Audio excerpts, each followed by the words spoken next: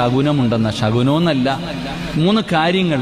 ഒന്ന്, ചില വീടുകളിലേക്ക് താമസം കയറിക്കഴിഞ്ഞാൽ എന്നും രോഗങ്ങളും പ്രശ്നങ്ങളുമായിരിക്കും. ചില വീടുകളിലേക്ക് താമസം കയറിക്കഴിഞ്ഞാൽ കച്ചവടമൊക്കെ തകരും, നഷ്ടങ്ങളായി, മനസമാധാനമില്ല, മരണം, രോഗം, പ്രയാസങ്ങൾ. ചില വീടുകൾ നല്ലതല്ല. ആ വീട് മറ്റാർക്കോ ഹൈറ, അത് വിറ്റ് മാറിയാൽ അതിന് പരിഹാരമാകും. അല്ലാഹു ഈമാൻ നൽകുമാറാകട്ടെ. ഹദീസ് ഞാൻ വെറുതെ പറഞ്ഞൊന്നുമല്ല. നബി സല്ലല്ലാഹു അലൈഹി വസല്ലമ തങ്ങളുടെ മുന്നിൽ ഒരു സഹാബി വന്നിട്ട് പറഞ്ഞു, നബിയെ, ഞാൻ കുടുംബ വീട്ടിലായിരുന്നു താമസിച്ചിരുന്നത്. ഞാൻ സ്വന്തമായിട്ടൊരു വീട് കെട്ടി മാറിയപ്പോൾ എൻ്റെ മകൻ മരിച്ചു.